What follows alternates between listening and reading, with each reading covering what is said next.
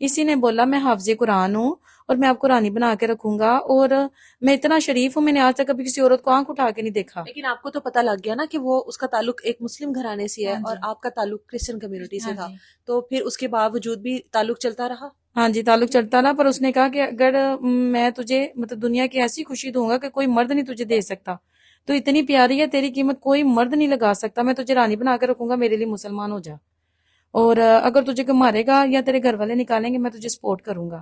تو اسی باتوں میں آ کے میں نے اسلام قبول کیا۔ اور جب آپ نے اسلام قبول کیا اس وقت آپ کے گھر والوں کو کچھ نہیں پتا کچھ نہیں تھا پتا، امی ابو بہن بھائیوں سب سے چوری کیا، اسلام قبول کرنے کے بعد چوری اسلام قبول کیا۔